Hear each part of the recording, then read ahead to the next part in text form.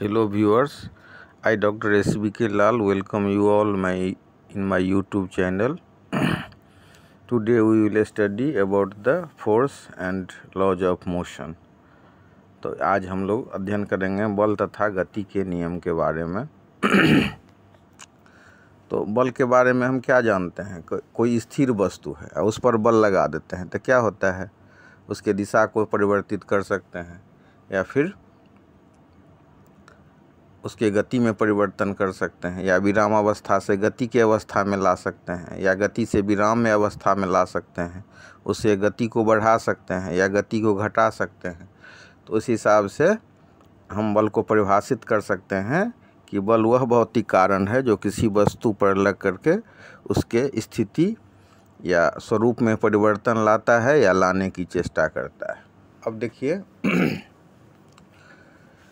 कोई वस्तु है वो विराम अवस्था में है, अर्थात रुकी हुई अवस्था में है, रुकी हुई है, और उस पर बल लगा देते हैं। तो क्या करते हैं?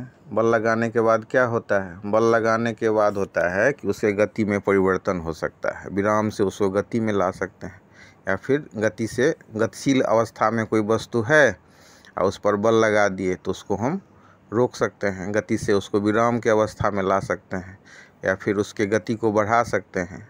तो हम कह सकते हैं कि बल वह भौतिक कारण है जो किसी वस्तु पर लग करके वस्तु के स्वरूप में या उसके स्थिति में परिवर्तन लाता है या लाने की चेष्टा करता है। दूसरा है कि मान लीजिए एक टेबल है, इस पर जो है एक बड़ा सा हथौड़ा लाइए, उस पर जोर से मारिए तो क्या होगा? वस्तु का जो वो टेबल टूट सकता है, तो उसका स्वरूप में परिवर्तन हो गया ना। तो इस हिसाब से हम कह सकते हैं कि स्वरूप में भी परिवर्तन लाता है। या तो एक हाथ उस पर जोर से मार दीजिए तो उसका स्वरूप में परिवर्तन नहीं भी हो सकता है। अगर बल सफिशिएंट मात्रा में नहीं है, पर्याप्त मात्रा में नहीं है, तो क्या होगा? तो उसके बल में उसके स्वरूप में परिवर्तन नहीं होगा। तो इसी हिसाब से गति के भी अवस्था में हम परिवर्तन ला सकते हैं या लाने की चेष्टा कर सकते हैं। ये ज़रूरी नहीं है कि हम बल लगा करके उसके अवस्था में परिवर्तन कर दें। कोई ट्रक है और उस पर हम धक्का दिए तो क्या उसको हम धकेल देंगे? विराम अवस्था से गति की अवस्था में सीधे ला देंगे अकेले? अगर एक हाथ से हम ट्रक को धक्का दें या ट्रेन को धक्का दें तो नहीं, लेकिन हम कोशिश तो कर सकते हैं उसको बदलने का। अगर सफिशिएंट मात्रा में, पर्याप्त मात्रा में बल उस पर आरोपित नहीं किया गया तो उसकी स्थिति में परिवर्तन नहीं होगा। ठीक है? तो इस हिसाब से ये परिभाषा हुआ। अब अंग्रेजी में अगर इसको हम डिफाइन करें तो हम कह सकते हैं कि a force is an influence which tends to set a stationary body in motion और which tends to change the speed and direction of a moving body और which tends to change the shape of a body. तो shape को भी change कर सकते हैं, उसके स्थिति को भी, स्टेटस को भी चेंज कर सकते हैं। स्टेशनरी बॉडी है तो उसको हम मोशन में ला सकते हैं, या फिर अगर मोशन में वस्तु है तो उसके स्पीड में हम चेंज ला सकते हैं या डायरेक्शन में चेंज ला सकते हैं। तो इस हिसाब से हम इस बल को समझ सकते हैं। ठीक है? अब उसके बाद अब हम लोग चर्चा करेंगे कि बल का प्रकार, बल कितने प्रकार का होता है। तो एक हिसाब से देखें तो बल दो प्रकार का हो सकता है, एक संतुलित बल और दूसरा असंतुलित बल। तो संतुलित बल क्या करेगा? संतुलित बल जो है सो शून्य त्वरण उत्पन्न करेगा। अगर संतुलित बल लग रहा है किसी वस्तु पर तो उसके स्थिति में परिवर्तन नहीं होगा। वस्तु विराम अवस्था में है तो विराम अवस्था में ही वस्तु रहेगा, और अगर मतलब गतिशील अवस्था में है तो गतिशील ही अवस्था है, मतलब बल का कोई प्रभाव हमको देखने में नहीं आएगा। वहीं अगर असंतुलित बल है, संतुलित बल है तो संतुलित बल क्या करेगा? संतुलित बल त्वरण उत्पन्न कर सकेगा। तो हम ऐसा समझ सकते हैं कि संतुलित बल शून्य त्वरण उत्पन्न करता है और असंतुलित बल अशून्य त्वरण उत्पन्न करता है। मतलब संतुलित बल जब किसी वस्तु पर लगता है तो त्वरण उत्पन्न नहीं करता है, जबकि असंतुलित बल लगाते हैं किसी वस्तु पर तो वो त्वरण उत्पन्न कर सकता है। इस हिसाब से हम इसको समझ सकते हैं। फिर दूसरा, जो किसी वस्तु को टच करके उस पर हम बल लगाते हैं, और दूसरा दूर से ही उस पर बल लगता है। इस हिसाब से भी बल दो प्रकार का हो गया, एक हो गया स्पर्श क्रियाबल और दूसरा हो गया दूरी पर क्रियाबल। अब स्पर्श बल क्या होता है? जब दो वस्तुओं के भौतिक स्पर्श से बल आरोपित होता है तो उस बल को हम कहते हैं ये स्पर्श बल। अब जैसे अविलंब बल हो गया, तनाव बल हो गया, घर्षण बल हो गया, तो ये सब उदाहरण कौन चीज़ का हो गया? ये सब उदाहरण हो गया स्पर्श क्रियाबल का या स्पर्श बल का, जिसमें वस्तुओं के भौतिक स्पर्श से बल आरोपित होता है। अब जैसे टेबल पर किताब रखी हुई है, तो टेबल पर किताब रखी हुई तो किताब नीचे की ओर बल लगाएगी, तो फिर एक बल ऊपर की ओर भी लगेगा। तो ये जो लंबवत बल लग रहा है सतह के लंबवत, तो उसको हम अविलंब बल कहते हैं। उसी हिसाब से अगर हम मतलब एक धागा ले लें, धागा में एक पत्थर को बांध करके उसको चारों ओर घुमाएं, तो क्या होगा? तो पत्थर ये धागा में तनाव उत्पन्न हो जाएगा, रस्सी में तनाव उत्पन्न हो जाएगा, और इस हिसाब से रस्सी पर जो बल लगेगा उसको हम तनाव बल कहेंगे। तो इसमें क्या है? इसमें ज़रूरी है कि उसको भौतिक टच, उसका जो फिजिकल टच हो, भौतिक स्पर्श हो, तभी ये बल आरोपित होगा। उसी हिसाब से हम अब घर्षण बल के बारे में देखिए। घर्षण बल में क्या होता है कि क्षैतिज रूप से या मतलब टेबल पर कोई वस्तु रखी हुई है और उसको हम स्पर्श करके उसको ठेलने का कोशिश करते हैं या उसको लुढ़काने का कोशिश करते हैं या गुड़काने का कोशिश करते हैं। तो धकेलने के बाद क्या होता है? धकेलने के बाद पहले वो वस्तु उस बल का विरोध करता है और सफिशिएंट मात्रा में, पर्याप्त मात्रा में अगर बल आरोपित होता है तो वस्तु उस पर खिसकता है या सरकता है या लुढ़कता है या ऐसा करने का चेष्टा करता है। तो हम कह सकते हैं कि स्पर्श में आने वाली सतहों के बीच घर्षण बल उत्पन्न होता है, जो हमेशा गति के विपरीत दिशा में कार्य करता है। तो इस हिसाब से हम स्पर्श क्रिया बल को समझ सकते हैं। अब हम आते हैं दूरी पर क्रिया बल को समझते हैं। दूरी पर क्रिया बल क्या होता है? दूरी पर क्रिया बल होता है कि दूर से ही, जैसे चुंबक है और उसके नज़दीक हम अनुचुंबकीय पदार्थ को लाते हैं, तो दूर से ही चुंबक उस लोहा को खींच लेता है। तो इसमें भौतिक स्पर्श जरूरी नहीं होता है। तो इसी हिसाब से दूरी पर क्रिया बल वैसा बल है जो बिना भौतिक स्पर्श के आरोपित होता है या बिना भौतिक स्पर्श के लगता है। जैसे अब गुरुत्व बल है, किसी चीज़ को हम ऊपर की ओर उछाल दिए तो उसके बाद पृथ्वी बिना स्पर्श किए हुए उसको अपने केंद्र की ओर खींच लेती है। तो जिस हिसाब से चुंबकीय बल हुआ, उसी हिसाब से गुरुत्व बल हुआ, फिर मतलब स्थिर विद्युतीय बल हुआ। बाल में हम कंघी करते हैं और फिर जो है छोटा छोटा कागज़ के टुकड़ा को उसके नज़दीक लाते हैं, तो क्या देखते हैं कि उसको कंघी अपनी ओर खींच लेती है। तो ये क्या हो गया? स्थिर विद्युतीय बल हो गया। तो इस हिसाब से कुछ बल ऐसे होते हैं जो बिना भौतिक स्पर्श के भी आरोपित होते हैं, बिना भौतिक स्पर्श के भी लगते हैं, तो उनको हम दूरी पर क्रिया बल कहते हैं।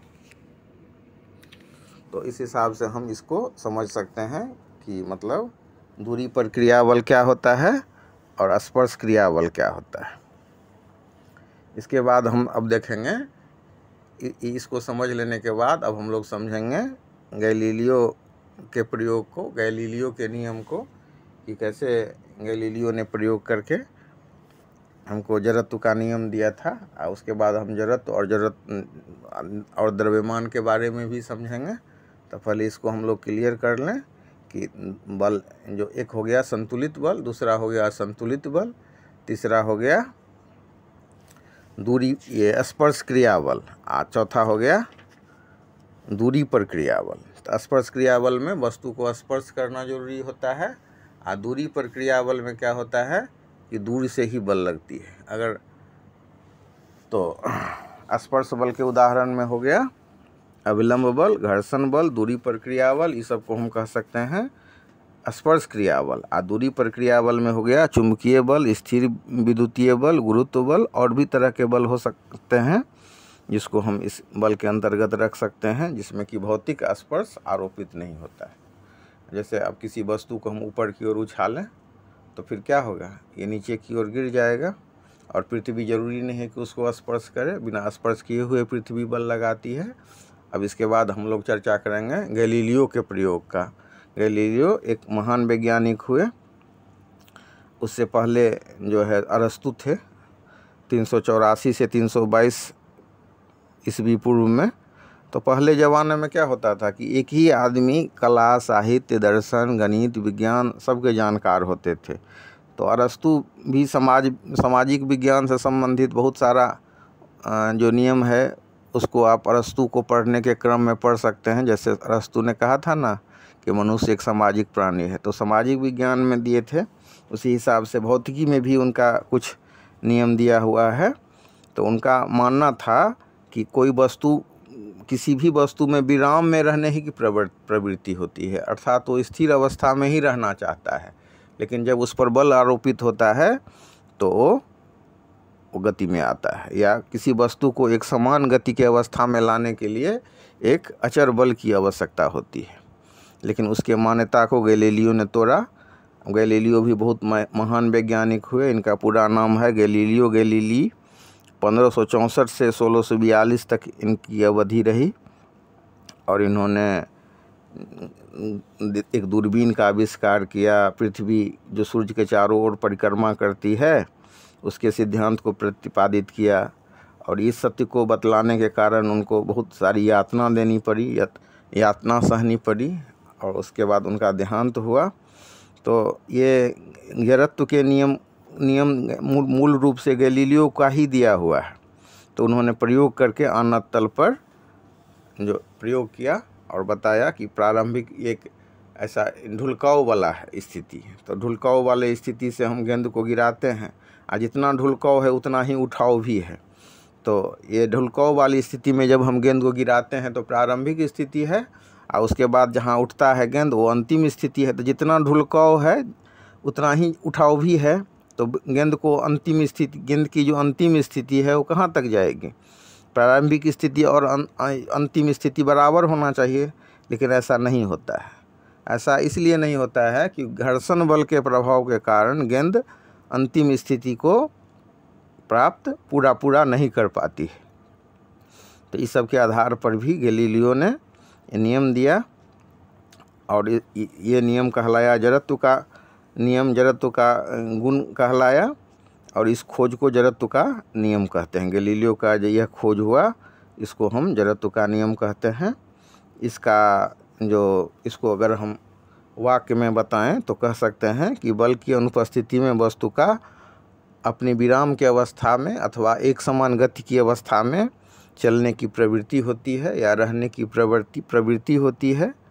तो इसको हम जड़त्व का नियम कहते हैं। तो इसको हम ऐसे भी कह सकते हैं कि कोई भी वस्तु विराम की अवस्था में अथवा गति की अवस्था में तब तक बनाए अपने आप को रखना चाहती है जब तक कि उस पर बाहरी बल नहीं लगे, या बल की अनुपस्थिति में कोई वस्तु अपने को विराम अवस्था अथवा गति की एक समान अवस्था में बनाए रखे।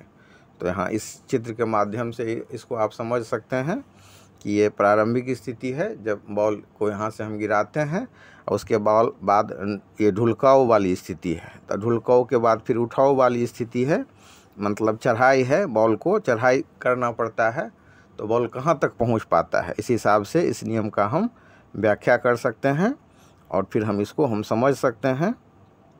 हम यहाँ ये भी समझ सकते हैं कि बॉल अपने अंतिम स्थिति तक क्यों नहीं पहुँचती है। तो क्यों नहीं पहुँचती है? तो घर्षण और हवा के प्रतिरोध के कारण गेंद अपने जो प्रारंभिक ऊंचाई जो है उसके बराबर वो अंतिम ऊंचाई के में नहीं पहुंचती है, या प्रारंभिक स्थिति के बराबर जो अंतिम स्थिति है तो अंतिम स्थिति को वो प्राप्त नहीं करती है। तो इस हिसाब से हम गैलीलियो का जो जड़त्व का नियम दिया हुआ है उसके द्वारा जो प्रतिपादित जड़त्व का नियम है उसको हम समझ सकते हैं। इसके बाद फिर अब जड़त्व पर आइए। जड़त्व के नियम को हमने समझा। अब जड़त्व के बाद ये न्यूटन का गति का नियम होगा, और न्यूटन का जो प्रथम, द्वितीय और तृतीय नियम है, तो सबसे पहले हम न्यूटन के प्रथम नियम, गति नियम को पढ़ेंगे। उससे पहले हम लोग देखें कि जड़त्व, तो जड़त्व का नियम किसने दिया था? कोई अगर पूछे कि जड़त्व का नियम को किसने दिया था या जड़त्व के नियम को किसने प्रतिपादित किया था, तो हमारा उत्तर होगा गैलीलियो गैलीली। ठीक है, तो इस हिसाब से हम लोग समझ सकते हैं।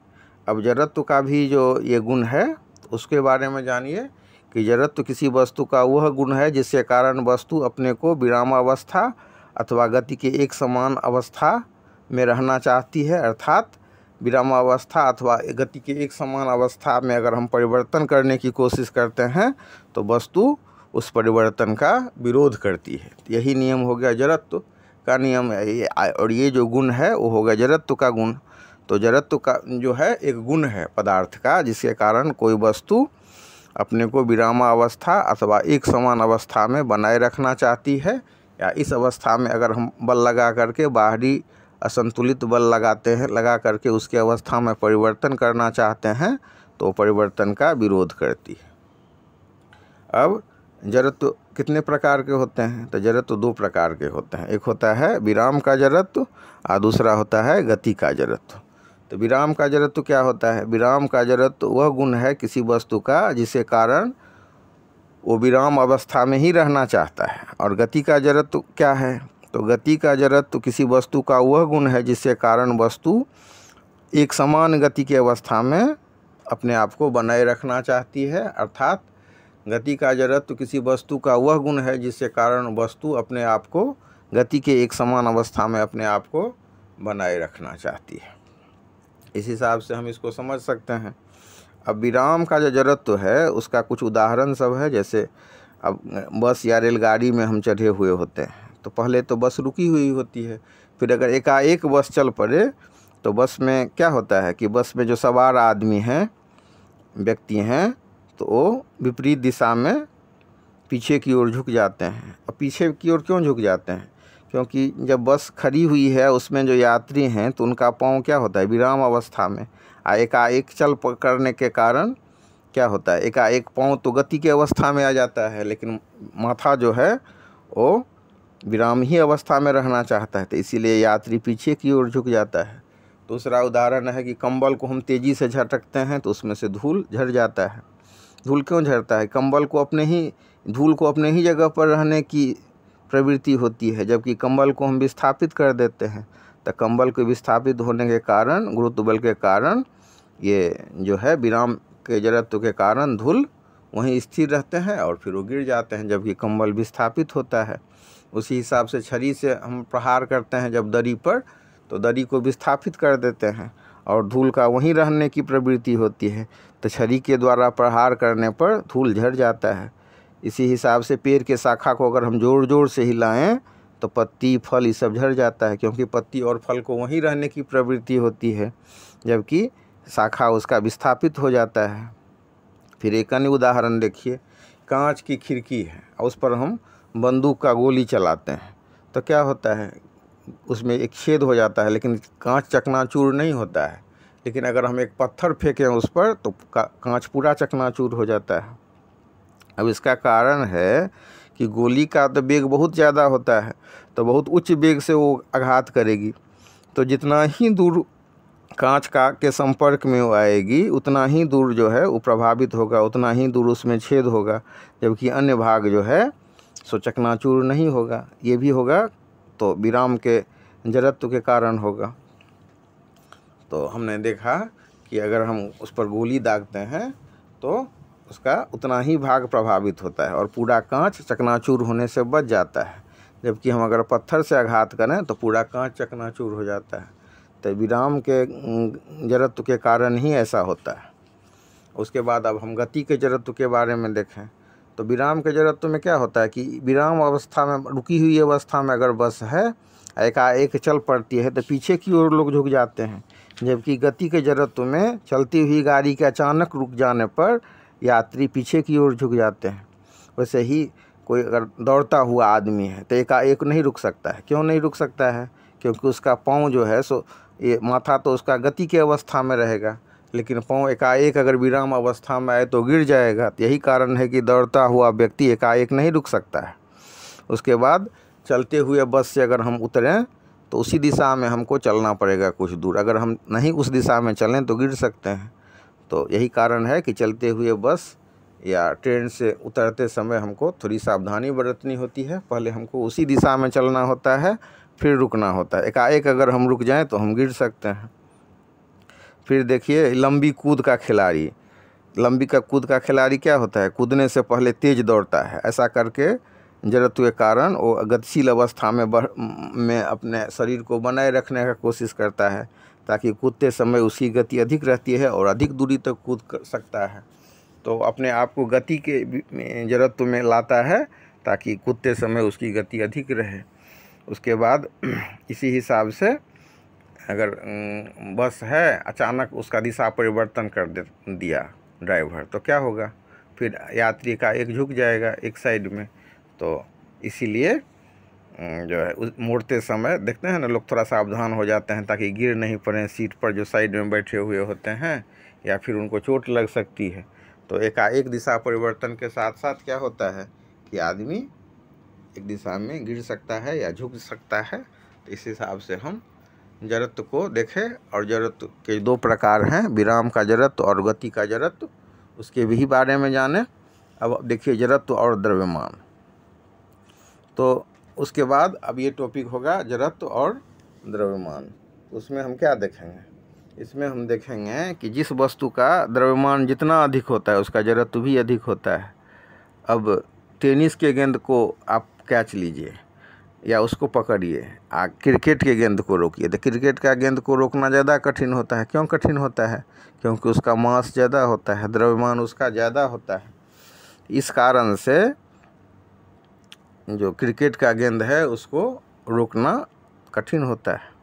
तो हम इस हिसाब से समझ सकते हैं कि जिस वस्तु का द्रव्यमान जितना अधिक होगा उसका जड़त्व भी उतना अधिक होगा।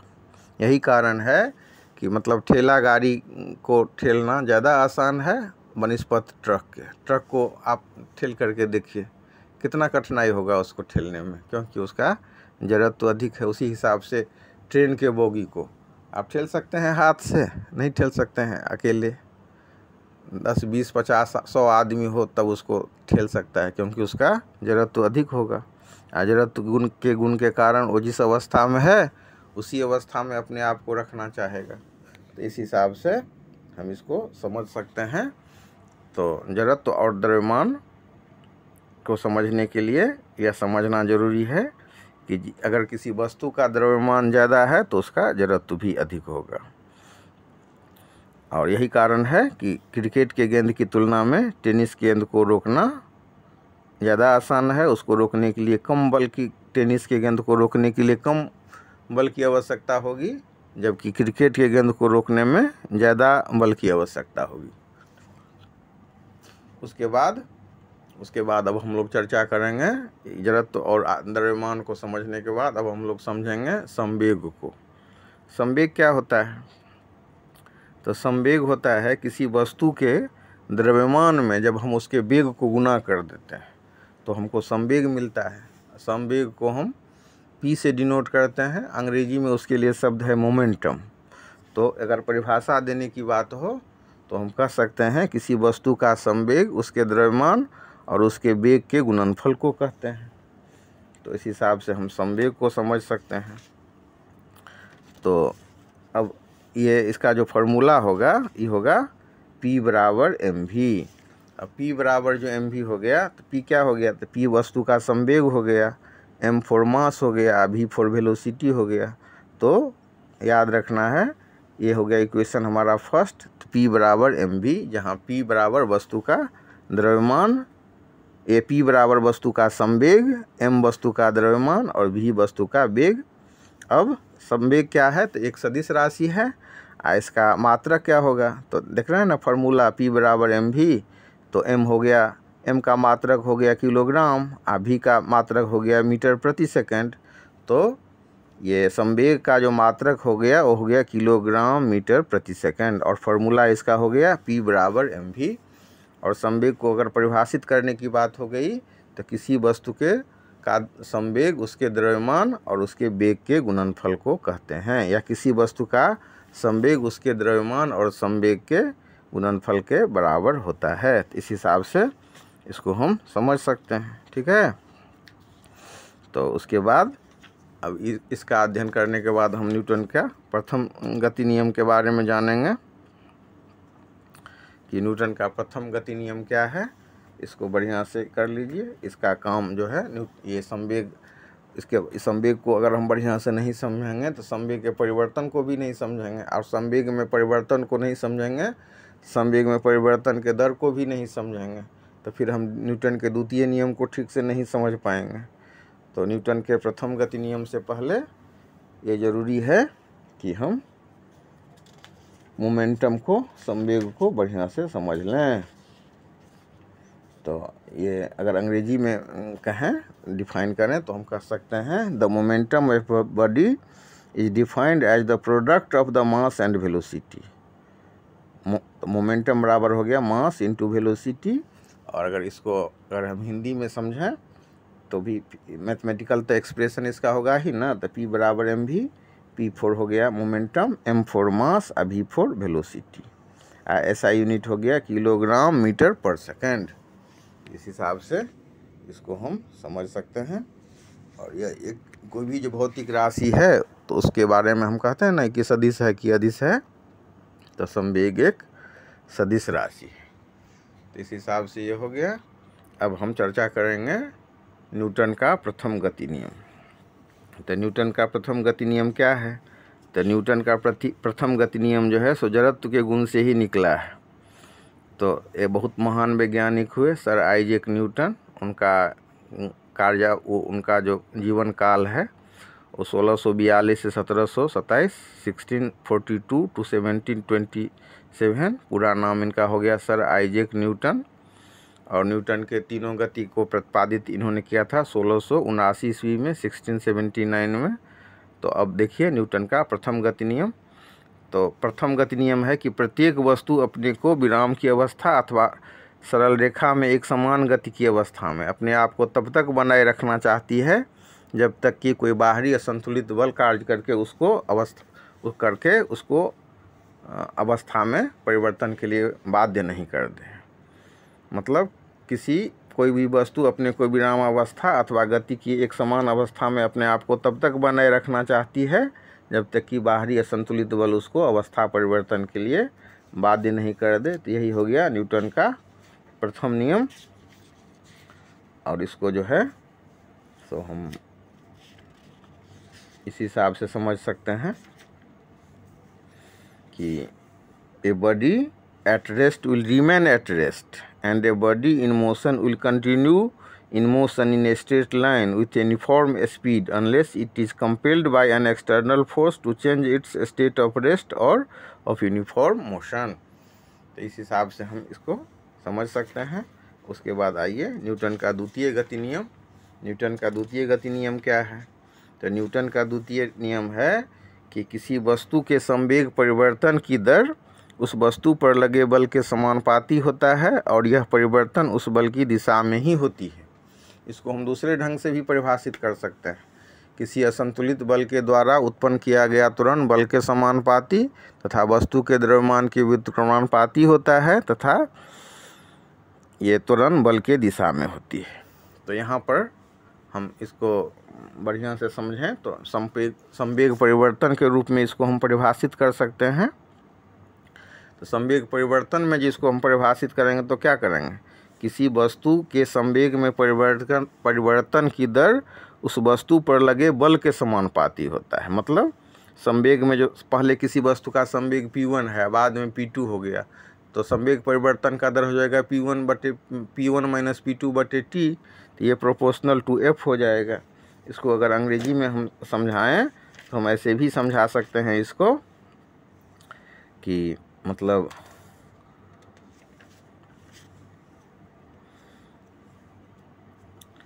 the force acting on a body is directly proportional to the product of the mass of the body and the acceleration produced in the body by the action of the force and its act in the direction of the acceleration।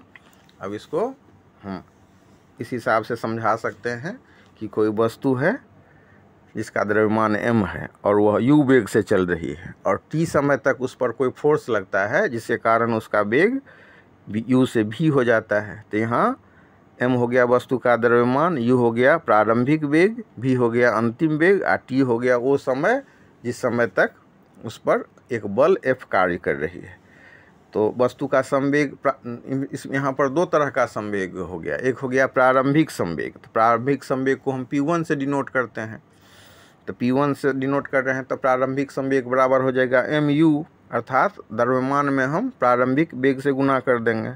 उसके बाद t समय के बाद वस्तु का अंतिम संवेग होता है या द्वितीय संवेग प्राप्त होता है उसको, तो उसको हम P2 से डिनोट करते हैं। तो P2 बराबर हो जाएगा mv।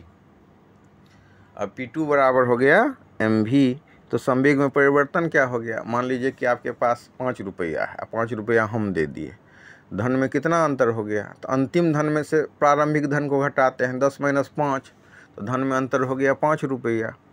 तो उसी हिसाब से अंतिम संवेग हो गया PV, अंतिम संवेग हो गया mv, और प्रारंभिक संवेग है mu। तो संवेग में परिवर्तन कितना हो गया, P2 - P1, अर्थात mv - mu। तो संवेग में परिवर्तन क्या हो गया, mv - mu। अब संवेग में परिवर्तन की दर कितना हो जाएगा। तो संवेग में परिवर्तन की दर जब हम टाइम से भाग दे देंगे संवेग परिवर्तन में, तो संवेग का परिवर्तन हो गया P2 - P1। तो संवेग में परिवर्तन की दर को हम लिखेंगे P2 - P1/T। अब न्यूटन के द्वितीय गति नियम के हिसाब से क्या है कि संवेग में परिवर्तन की दर बल के समानुपाती होता है। तो संवेग में परिवर्तन की दर हो गया P2 - P1/T। यह किसके समानुपाती होगा, F के। तो हम लिख सकते हैं F is proportional to P2 - P1/T। अब ये प्रोपोर्शनल है, बराबर कब होगा, जब हम इसको एक कांस्टेंट से गुना करेंगे। तो फिर लिख सकते हैं कि F is proportional to P2 - P1/T और F is equal to K P2 - P1/T। यहाँ क्या क्या हो गया, तो K हो गया एक नियतांक। अब ये इसको हम लिख सकते हैं F बराबर K P2 - P1/T और F बराबर K mv - mu/T। अब m दोनों तरफ है तो m को कॉमन ले लिए, तो इक्वेशन हो जाएगा F बराबर K mv - u/T। अब v - u/T बराबर क्या होता है, तो a, अर्थात एक्सीलरेशन बराबर होता है ना v - u/T। तो v - u/T के जगह पर हम a लिख देंगे, तो हमारा इक्वेशन हो जाएगा F बराबर K ma। अब अगर वस्तु पर जो बल लग रहा है वो 1 न्यूटन है, वस्तु का द्रव्यमान 1 किलोग्राम है, तो उसमें त्वरण 1 मीटर/सेकंड² का वो उत्पन्न कर रहा है। वो 1 न्यूटन का बल 1 किलोग्राम के वस्तु में अगर 1 मीटर/सेकंड² का त्वरण उत्पन्न कर रहा है तो K बराबर भी हो जाएगा 1। या अगर मैथमेटिकली हम लोग समझें, इफ़ F बराबर 1, m बराबर 1 kg, a बराबर 1 मीटर/सेकंड², तो K बराबर m, K बराबर 1, K बराबर भी 1 ही हो जाएगा। तो तब ये हमारा जब K का मान हम 1 इस इक्वेशन में रख देंगे तो हमारा इक्वेशन हो जाएगा F बराबर ma। तो मतलब किसी वस्तु के द्रव्यमान में अगर त्वरण से गुना कर दिया जाए तो बल मिलता है। तो ऐसा भी हम कह सकते हैं कि न्यूटन के द्वितीय गति नियम से बल का परिभाषा प्राप्त होता है या बल का फार्मूला प्राप्त होता है। और अगर इसको हम भाषा में, लैंग्वेज में समझें तो हम समझ सकते हैं कि किसी वस्तु पर लगा जो बल है वो वस्तु के द्रव्यमान और त्वरण के बराबर होता है। तो अगर किसी वस्तु का पर लगे हुए बल का मान ज्ञात करना है कि वस्तु पर कितना बल आरोपित हो रहा है और आपके पास द्रव्यमान का पता हो कि द्रव्यमान कितना है उस वस्तु का और उसमें कितना त्वरण उत्पन्न किया गया है बल के द्वारा, तो आप इस फार्मूला से बल का परिमाण ज्ञात कर सकते हैं। तो हमें ये इस न्यूटन के द्वितीय नियम से ही ये F बराबर ma निकलता है। इस परिभाषा को याद रखिए और उसके बाद फिर हम लोग जानते हैं या जानेंगे कि बल एक सदिश राशि है। बल का मात्रक क्या होता है, तो बल का मात्रक न्यूटन होता है या फिर डाइन होता है। और ये जो परिभाषा से जो निकला है F बराबर ma, तो इस हिसाब से हो गया तो किलोग्राम मीटर/सेकंड² भी हम कह सकते हैं। तो इस हिसाब से हम न्यूटन का द्वितीय नियम को समझे। अब तृतीय नियम को समझिए। तृतीय नियम जो है वो एक लाइन में अगर बोलें तो हम कह सकते हैं कि प्रत्येक क्रिया के बराबर और विपरीत प्रतिक्रिया होती है। अर्थात क्रियात्मक बल जिस दिशा में लगेगा प्रतिक्रियात्मक बल ठीक उसके विपरीत दिशा में लगेगी। और थोड़ा सा स्टैंडर्ड लैंग्वेज में कहें तो हम कह सकते हैं कि दो वस्तुओं की अनून्य क्रिया में पहली वस्तु द्वारा दूसरी वस्तु पर लगाए गए बल और दूसरी वस्तु के द्वारा पहली वस्तु पर लगाए गए बल का मान बराबर होता है और विपरीत दिशा में होता है। तो इस हिसाब से हम इसको समझ सकते हैं। अब कुछ इसको नियम को प्रदर्शित करने वाले कुछ प्रयोग हैं। कुछ प्रयोग के प्रदर्शन से इस नियम को हम और बढ़िया से समझ सकते हैं। जैसे दो कमानीदार हम तुला ले लेते हैं और दोनों को विपरीत दिशा में रख करके हुक में हम फंसा देते हैं और दोनों को अगर हम खींचते हैं तो हम क्या देखते हैं, एक को अगर हम खींचते हैं तो एक का पाठ्यांक अगर मान लीजिए 4 पर है, दूसरे का भी पाठ्यांक 4 पर होगा। एक का रीडिंग अगर हम 4 ले रहे हैं, दूसरे पर भी रीडिंग 4 हो जाएगा। तो इसका मतलब क्या हो गया, एक जो खींचना हो गया वो क्रियात्मक बल हुआ, उसकी के अगेंस्ट में प्रतिक्रियात्मक बल लगेगा, तो ये दोनों का मान बराबर हो जाएगा। तो इस हिसाब से दो कमानीदार तुलाओं के प्रयोग से दो कमानीदार तुलाओं को एक दूसरे में फंसा करके स्प्रिंग को खींच करके हम फिर इसको सत्यापित कर सकते हैं। और दूसरा बहुत ही रोचक प्रयोग है बैलून स्ट्रॉ का प्रयोग। उसके भी बारे में हम बताएंगे कि कैसे हम दो स्टैंड लेते हैं और दो स्टैंड में क्या करते हैं, हुक के मदद से एक धागा को फंसा देते हैं और धागा में क्या करते हैं, स्ट्रॉ को लगा देते हैं। और स्ट्रॉ को लगाने के बाद स्ट्रॉ में सेलो टेप के मदद से एक बैलून अर्थात गुब्बारा को चिपका देते हैं और गुब्बारा का मुंह को थोड़ा सा ढीला रखते हैं। जैसे जैसे उस बैलून में से हवा निकलता है, गुब्बारा में से हवा निकलता है, विपरीत दिशा में बैलून आगे खिसकता है। तो यहाँ भी हम क्रियात्मक और प्रतिक्रियात्मक बल को समझ सकते हैं। यहाँ पर चित्र बना करके हम आपको कमानीदार तुला के माध्यम से बता दे रहे हैं कि कैसे तुला को विपरीत दिशा में खींचते हैं। दोनों का पाठ्यांक देखते हैं कि हम समान होता है।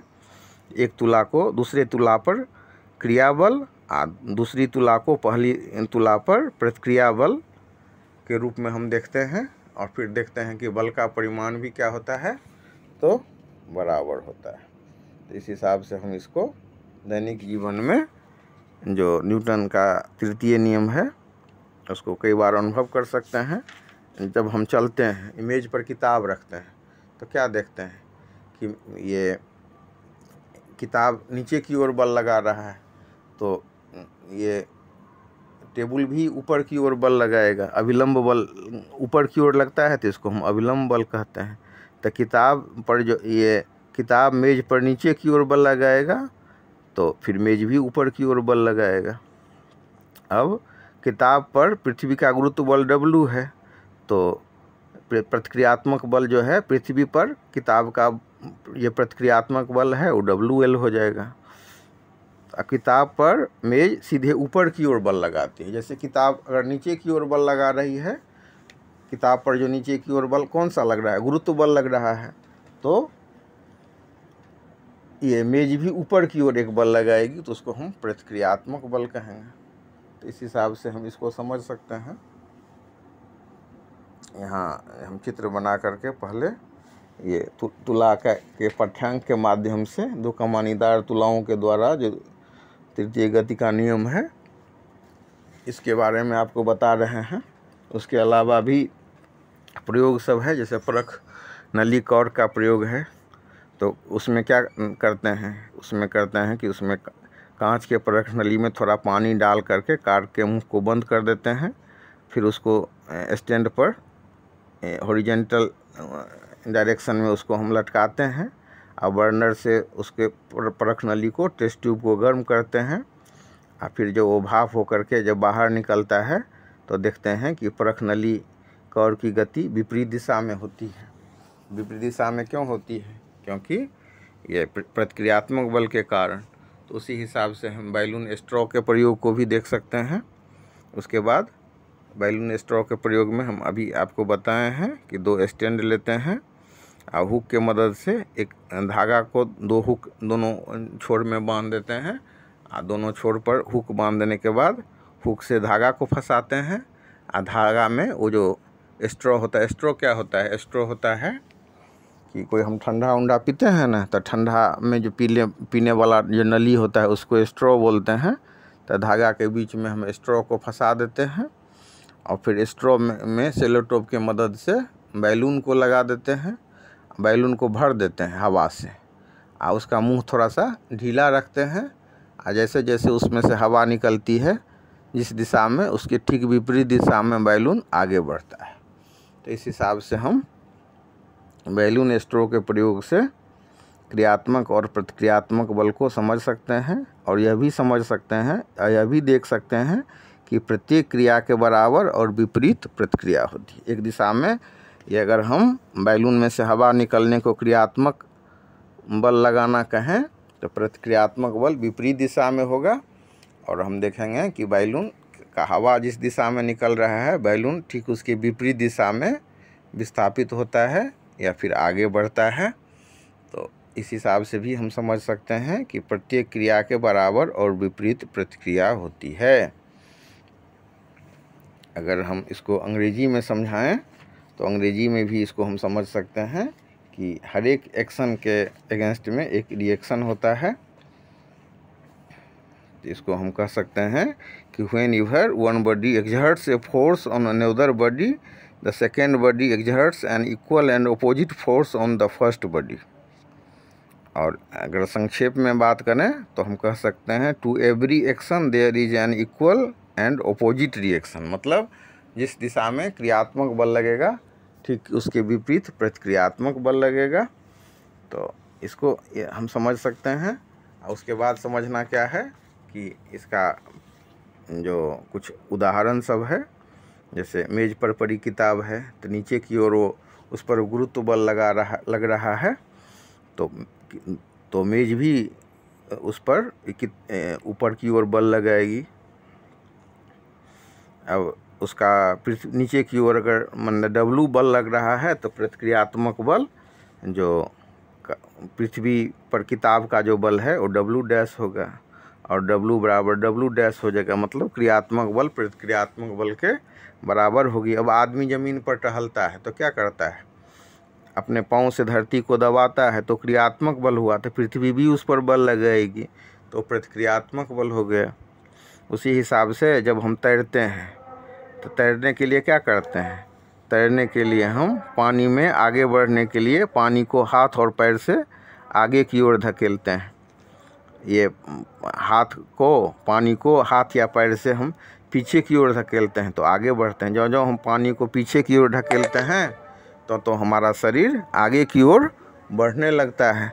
तो इस हिसाब से हम इसको समझ सकते हैं क्रियात्मक और प्रतिक्रियात्मक बल को, कि कैसे इसके प्रयोग से माने तैरना जो है कैसे संभव हो पाता है। तो उसी हिसाब से अगर हम देखें तो नाव पर जब कूदता है नाविक तो क्या होता है, नाव पर जब नाविक कूदता है तो जैसे कूदा तो विपरीत दिशा में नाव आगे बढ़ जाएगा। तो इसीलिए जब कूदता है तो हाथ में कड़ी लेकर के कूदता है ताकि नाव विपरीत दिशा में आगे नहीं बढ़ जाए। इसलिए नाविक जब नाव पर से कूदता है तो फिर हाथ में कड़ी लिए हुए रहता है ताकि विपरीत दिशा में नाव आगे नहीं बढ़ जाए। उसी हिसाब से कोई व्यक्ति जब कुआं से पानी को खींचता है, कुआं से बाल्टी को खींचता है तो रस्सी पर अपना ही बल लगाता है, तो ये क्रिया बल हुआ। तो रस्सी भी व्यक्ति पर उतने ही बल से खींचती है जिसको हम प्रतिक्रियात्मक बल कहते हैं। यही कारण है कि रस्सी के अचानक टूट जाने पर रस्सी द्वारा व्यक्ति पर लगा बल समाप्त हो जाता है। तो व्यक्ति क्या करता है, व्यक्ति अपने ही द्वारा लगाए बल के कारण पीछे की ओर गिर सकता है। तो इस हिसाब से हम प्रतिक्रियात्मक बल को समझ सकते हैं। फिर एक है कि बंदूक का प्रतिक्षेप। बंदूक का प्रतिक्षेप क्या होता है कि जैसे बंदूक से हम फायर करते हैं तो गोली आगे की ओर निकलती है, और कंधा पर अगर बंदूक को हम ठीक से नहीं रखें तो हमारे कंधा पर भी चोट लग सकती है।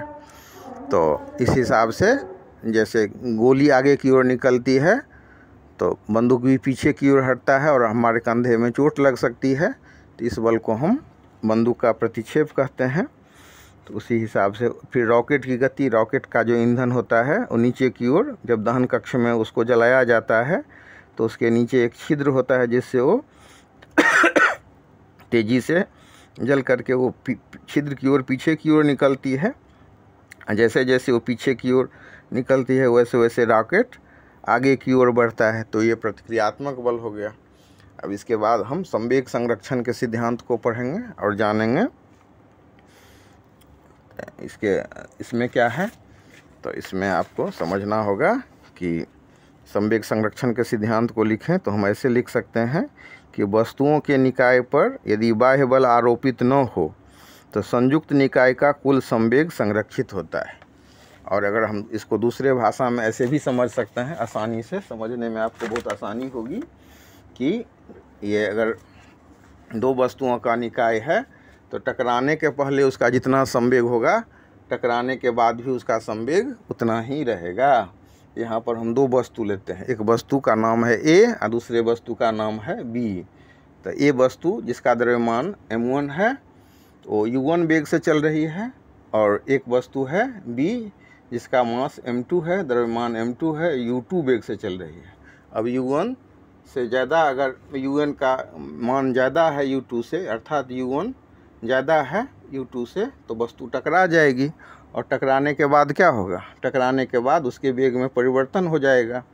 तो फिर उसका जो m1 वस्तु है अर्थात ए वस्तु है, m1 द्रव्यमान वाली वस्तु, उसका वेलोसिटी हो जाता है v1 और m2 वस्तु का वेलोसिटी हो जाता है v2। अब इसके बाद देखिए, अब गोला के संवेग में परिवर्तन क्या होगा? टकराने से पहले उसका संवेग था m1 u1 जोड़ m2 u2, और संवेग में परिवर्तन हो गया उसका, तो बाद में वाले संवेग से पहले वाले संवेग को घटा देंगे। तो वो पहले गोला का संवेग था m1 u1 और बाद में संवेग हो गया m1 v1, तो संवेग में परिवर्तन हो गया m1 v1 minus m2 u2। अब गोला बी के संवेग में कितना परिवर्तन होगा? तो इसी हिसाब से गोला बी का संवेग था पहले m2 u2 और बाद में संवेग हो गया m2 v2, तो संवेग में परिवर्तन हो गया m2 v2 minus m2 u2। अब न्यूटन के द्वितीय नियम से क्या होता है? ये न्यूटन के तृतीय नियम से क्या होगा? क्रियात्मक और प्रतिक्रियात्मक बल बराबर होगा, अर्थात FAB बराबर माइनस FBA। FAB क्या है? गोला ए द्वारा गोला बी पर आरोपित बल हो गया FAB, और FBA क्या हो गया? तो गोला बी द्वारा गोला ए पर आरोपित बल। तो इस हिसाब से क्या हो गया? FAB बराबर FBA। अब न्यूटन के द्वितीय नियम को देखते हैं। न्यूटन के द्वितीय गति नियम से क्या होगा? FAB का मान क्या होगा? संवेग में परिवर्तन के दर के बराबर होगा, समानुपाती होता है ना। तो हम लिख सकते हैं FAB बराबर m1 v1 minus m1 u1 बटे t, और FBA बराबर हो जाएगा m2 v2 minus m2 u2 बटे t। अब जो पहले वाला जो समीकरण न्यूटन के तीसरे नियम से प्राप्त हुआ है, इसमें इस मान को पुट कर देंगे तो समीकरण हमारा हो जाएगा m1 v1 minus m1 u1 बटे t, और फिर बराबर हो जाएगा, माइनस चिन्ह लगा देंगे क्योंकि FAB बराबर होता है माइनस FBA। तो m1 v1 minus m1 u1 बटे t बराबर minus m2 v2 minus m2 u2 बटे t। अब ये इक्वेशन का जो हो जाएगा, t दोनों साइड है तो t को कैंसिल कर देंगे दोनों तरफ से, तो ये हमारा हो जाएगा m1 v1 minus m1 u1 बराबर minus m2 v2 plus m2 u2। अब इसको अगर हम देखें, m1 u1 को विपरीत दिशा में ले जाएंगे राइट हैंड साइड, तो ये हो जाएगा प्लस में, तो ये हो जाएगा m1 u1 जोड़ m2 u2, और फिर ये माइनस m2 v2 को लेफ्ट ले जाएंगे तो ये हो जाएगा m1 v1 plus m2 v2। मतलब टकराने से पहले वस्तु का जितना संवेग है टकराने के बाद संवेग उसका उतना ही रहेगा। इसको अगर हम भाषा में लिखें, लैंग्वेज में लिखें, तो हम कह सकते हैं कि टकराने के पहले जितना संवेग था वस्तु का, टकराने के बाद भी उतना ही संवेग है। मतलब पिंड के टकराने से पूर्व तथा टकराने के पश्चात कुल संवेग नियत रहता है, कुल संवेग संरक्षित रहता है, संवेग में परिवर्तन नहीं होता है, अर्थात संवेग संरक्षित होता है, कुल संवेग संरक्षित रहता है। इसी को हम कहते हैं संवेग संरक्षण का सिद्धांत। तो मैथमेटिकली हम इसको समझ सकते हैं और इसके बाद कुछ उदाहरण के माध्यम से हम इसको और भी बढ़िया से कुछ उदाहरण हम देना चाहेंगे। ये उदाहरण है बंदूक का प्रतिक्षेप। न्यूटन के थर्ड नियम में भी हमने देखा था कि गोली के दागने के पहले गोली और बंदूक का कुल संवेग 0 होता है और दागने के बाद भी गोली की गति विपरीत दिशा में, बंदूक जिस दिशा में गोली गया ठीक उसके विपरीत दिशा में बंदूक चलता है। तो फिर बंदूक का प्रतिक्षेप होता है, अर्थात बैक साइड में उसका डिस्प्लेसमेंट होता है, विस्थापन होता है। तो फिर दोनों संवेग उसका एक समान, अगर उसको हम कैलकुलेट करें तो दोनों का संवेग ये होगा, बराबर होगा, टकराने के पहले और टकराने के बाद। अब रॉकेट का भी उदाहरण हमने थर्ड लॉ में देखा। इस हिसाब से भी इसको हम समझ सकते हैं कि कैसे उसमें से उच्च गति से गैस बाहर निकलती है और जिस दिशा में गैस निकलती है उसके ठीक विपरीत दिशा में रॉकेट जो है सो गति को प्राप्त करता है। तो इस हिसाब से न्यूटन ये संवेग संरक्षण के सिद्धांत का जो व्यवहारिक अनुप्रयोग है उसको हम समझ सकते हैं। वीडियो को आप पूरा देखिए, इसको लाइक, शेयर और सब्सक्राइब कीजिए। इसको अगर समझने में कहीं दिक्कत हो रही हो तो भी बताइए और इसमें अगर कहीं सुधार की गुंजाइश हो इसको तो हम और अच्छा से इसको ऊपर जहाँ पर जो पॉइंट हो, दिक्कत हो तो कमेंट बॉक्स में कमेंट कीजिए ताकि इसको हम और अच्छा से बता सकें और अगले वीडियो में इसको हम और अच्छा से डिफाइन करें और कंसेप्शन दें। मेरा ये प्रयास है आपको कंसेप्शन देने का। और जब आप इसको सब्सक्राइब करते हैं, शेयर करते हैं, बेल आइकन दबाते हैं, आपको फिर ये जो मेरे द्वारा जो भी बनाया गया वीडियो है आपको तुरंत प्राप्त होता है। पूरा वीडियो देखने के लिए धन्यवाद। Have a nice day. Thank you very much.